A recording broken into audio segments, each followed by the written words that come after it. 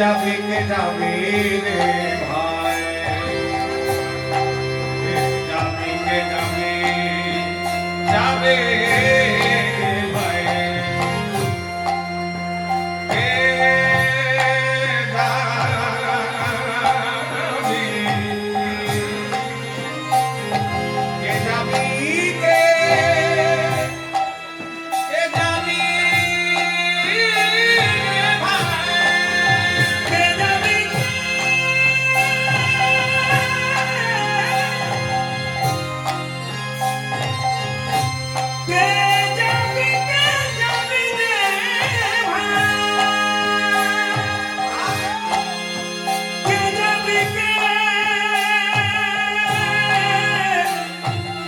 যাবে,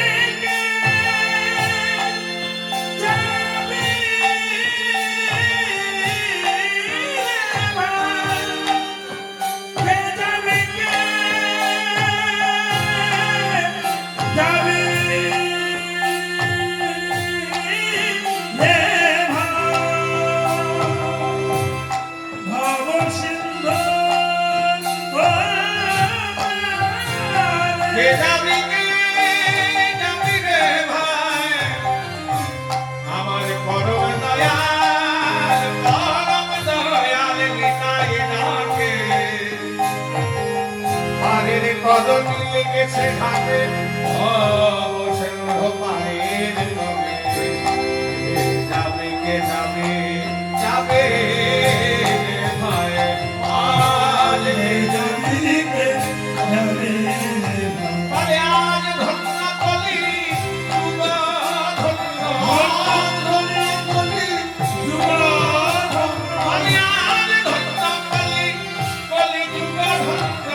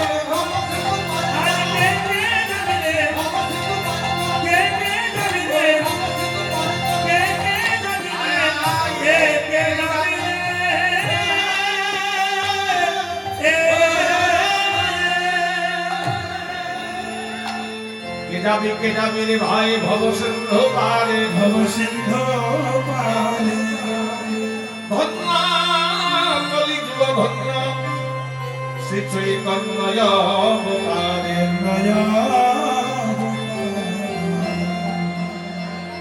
পদকর্তা বর্ণনা করছেন,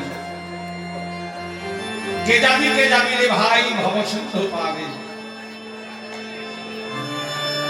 আজকে যে কীর্তন শুনব বৈষ্ণব পদাবলী কীর্তন, এখন আর নাই বাংলায়, এখন কীর্তনীরা নিজেরাই পদকর্তা হয়ে গেছে। কিন্তু খুব দুঃখের বিষয়, এই শিক্ষিত সমাজে, এই আধুনিক যুগে এই বিদ্যাপতি চণ্ডীদাস, গোবিন্দ দাস, এনারা যে পদাবলীগুলো রচনা করে গিয়েছিলেন, এত শিক্ষিত সমাজে তারপর আর একটা পদাবলী রচনা হয় না। যাই হোক, আমরা তাদেরকে আশ্রয় করে কীর্তন করি, ওই তাদের পদগুলো যদি একটু ব্যাখ্যা করে দেওয়া হয় তাতে কীর্তন হয়ে যায়, যেন মানুষের বুঝতে সুবিধা হয়। অন্য কিছু কীর্তনে বলার একদম প্রয়োজন নাই। দেখুন পদকর্তা কি বর্ণনা করছে গৌরচন্দ্রিকা, কে যাবি রে ভাই, ভবসিন্ধু পারে, ভবসিন্ধু পারে। এসেছি যখন বাবা, যেতে হবে, কি যেতে হবে না? এই জগৎ সংসারে যখন আমরা এসেছি, যেতে আমাদেরকে হবে। কে কখন যাবে? যার যখন সময় হবে তাকে তখন যেতে হবে।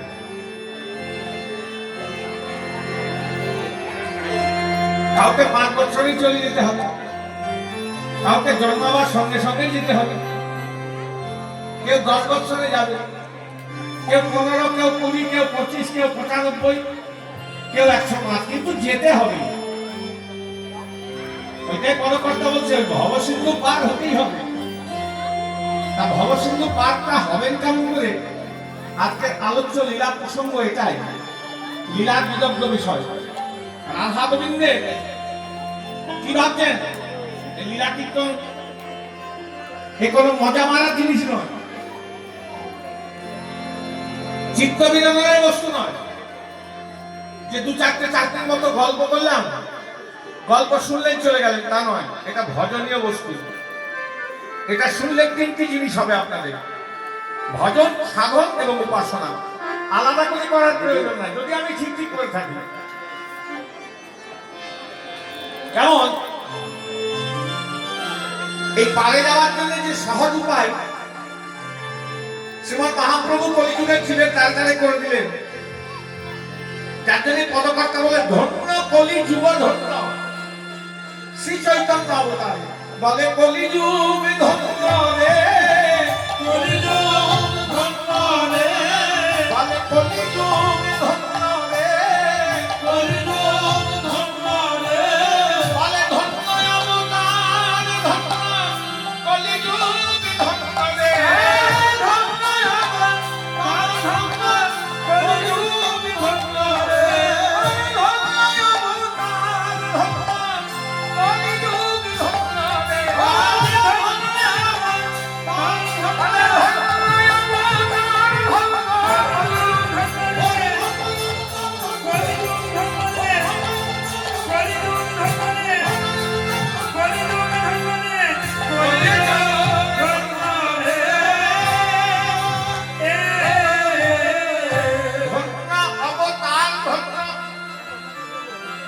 ধন্য বলছেন পদকর্তা।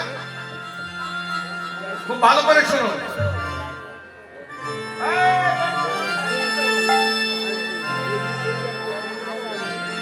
বাবার ধন্য দিচ্ছেন পদকর্তা। পদগুলো ভালো করে শুনতে হবে, আমি ব্যাখ্যা করার চেষ্টা করব, আপনাদের বুঝতে সুবিধা হবে।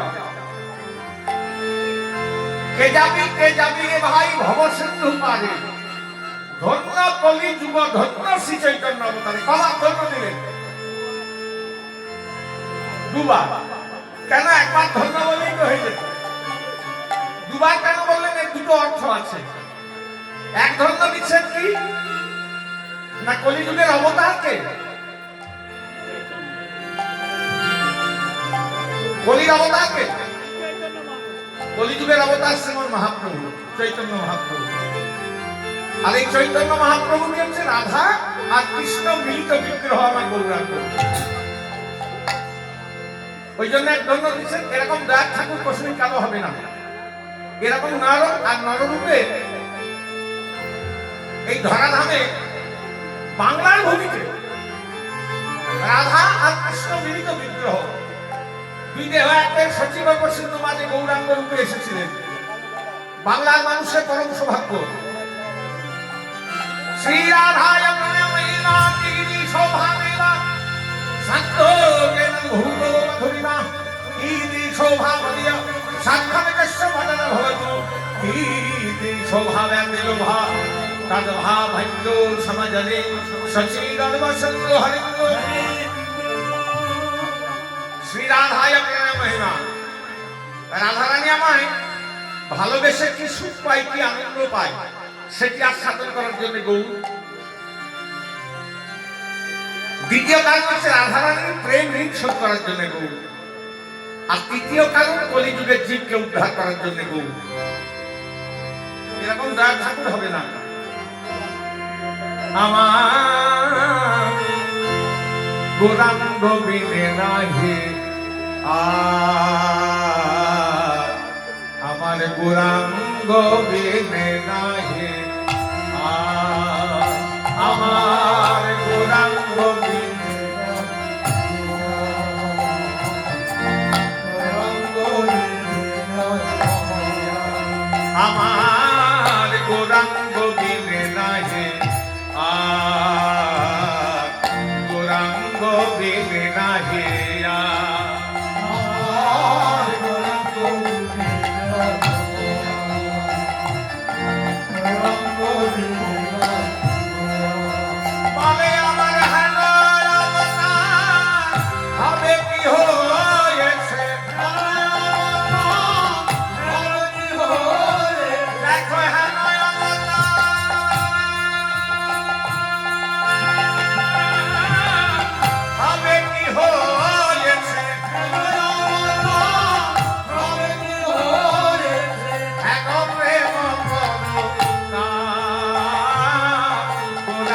বিনে নাহিয়া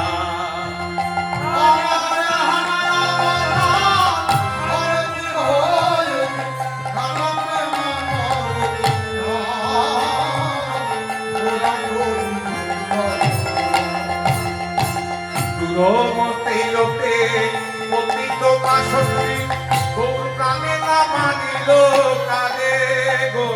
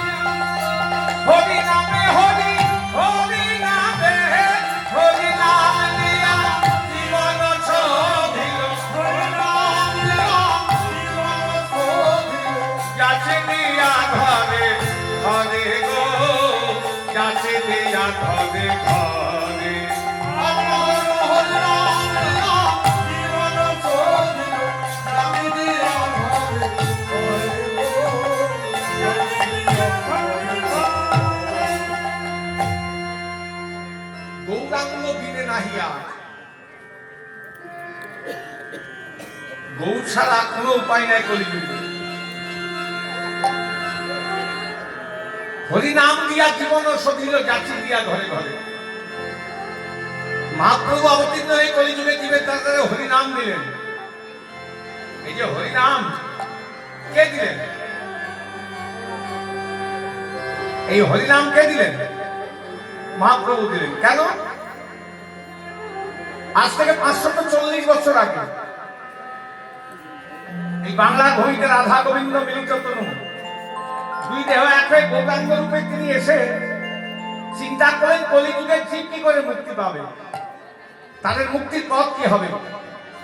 সত্যযুগের জীবেরা কেমন করে ঈশ্বরকে লাভ করতো, মহাপ্রভু অবতীর্ণ হয়ে চিন্তা করেন।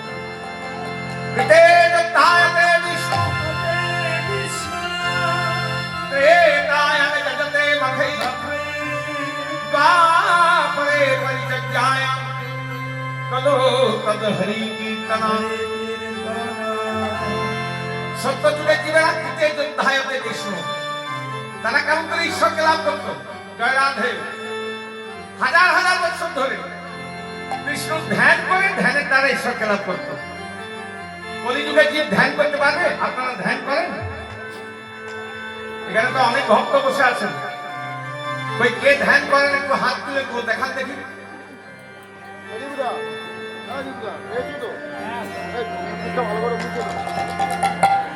গুরুদেব একজন হাত তুলেছে ধ্যান করেন।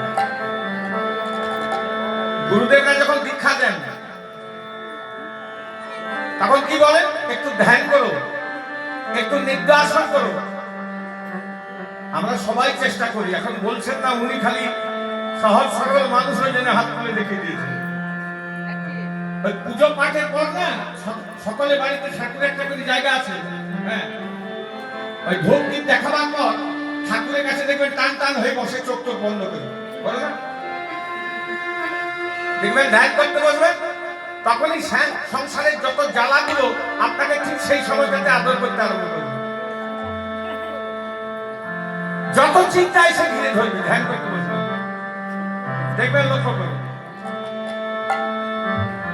মহাপ্রভু আগে জানতেন কলিযুগের জীব ধ্যান করতে পারবে না, চেষ্টা করবে কিন্তু হবে না। চিত্ত চঞ্চল, চঞ্চল চিত্তে ধ্যান হয় না। ধ্যানের জন্য চিত্তে একাগ্রতা থাকা দরকার। হ্যাঁ, চিত্তে একাগ্রতা না থাকলে ধ্যান হবে না। কি চারিদিকে মন দৌড়ালে ধ্যান হবে?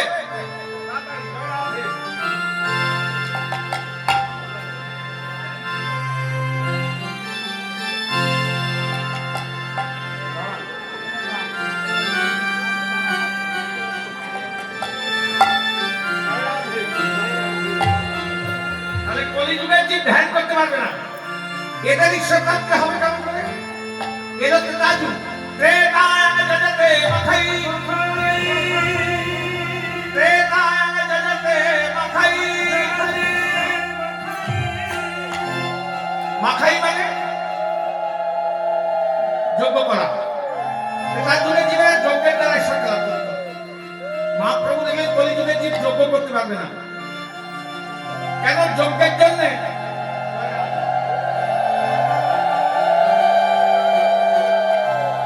যজ্ঞের জন্য 6 মাস ধরে আহার নিদ্রা পরিত্যাগ করে মানে খাওয়া দাওয়া বন্ধ করে যদি 1 নাগারে অগ্নিকুণ্ডে বসে আহুতি দিতে পারে তবেই কলিযুগে যজ্ঞের দ্বারা ঈশ্বর প্রাপ্তি হবে।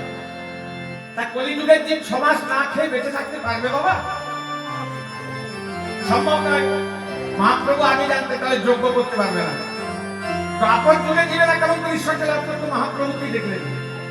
দ্বাপরে পরিচর্যায় দ্বাপরে পরিচর্যায় দ্বাপরে পরিচর্যায়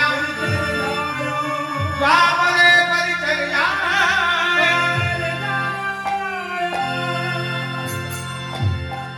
দ্বাপরে পরিচর্যায় পরিচর্যা মানে সেবা।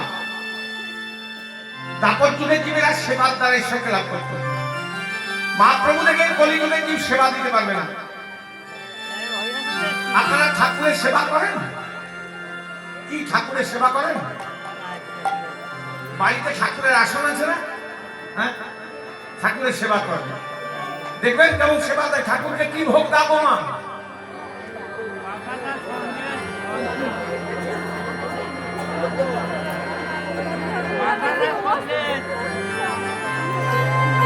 নকুল দানা আর বাতাসা, তাও আবার দুটো করে, বেশি দেওয়া যাবে না।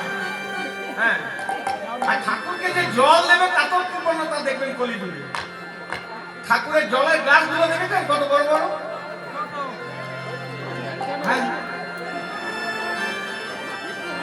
ঠাকুরের জলের গ্লাস গুলো দেখেছেন কত বড় বড়? কি বলছো?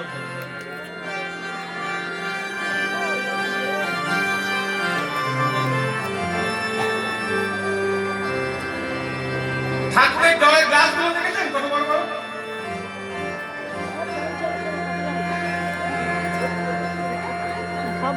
ঠাকুরের বেলায় ছোট ছোট, নিজেদের বেলায় বড় বড় গ্লাস। যত বড় দেওয়া যায়। তাহলে এরকম ভাবে ঠাকুরের সেবা হয়। নিজেদের বেলায় ভালো মন্দ খাবার, ঠাকুরের বেলায় নকুল দানা। আমি আমার কথা বলি, আমি আর কারোর কথা বলছি না। আমার দাদু একটা বিগ্রহ প্রতিষ্ঠা করেছিল। দাদু ছিল আগ্রহ কি না আমার বংশ পরম্পরায় বিগ্রহের সেবা করবে। দাদু ছিল আগ্রহ আমার বংশ পরম্পরায় বিগ্রহের সেবা করবে। এবার দাদুর পর যখন বাবার সময় এলো তখন হলো বিগ্রহ, আগ্রহ রইল না, বিগ্রহ হলো। কেন না বাবা চিন্তা করলেন আমার বাবা করেছে আমাকে করতে হবে। এবার যখন নাতির সময় এলো তখন আর আগ্রহ রইল না, বিগ্রহ রইল না, তখন হয়ে গেল কলগ্রহ। নাতি বলবে দাদুর কি দরকার ছিল একটা ঝামেলা করেন, আমাদের ঘরে চাপিয়ে দিয়ে চলে গেছে। মহাপ্রভু দেখলেন কলিযুগে জীব সেবা দিতে পারবে না।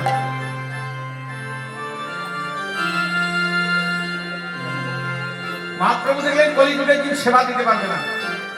তখন সেই গোলকের গোপন হরিনাম সংকীর্তন। সেবার মহাপ্রভু কি করলেন? দেখলেন যজ্ঞ করতে পারবে না, ধ্যান করতে পারবে না, সেবা দিতে পারবে না।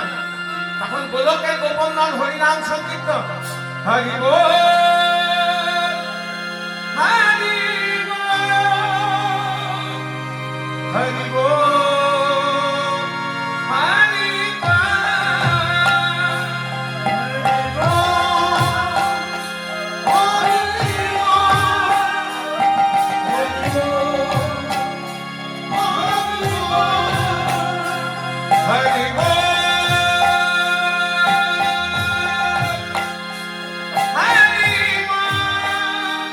হরি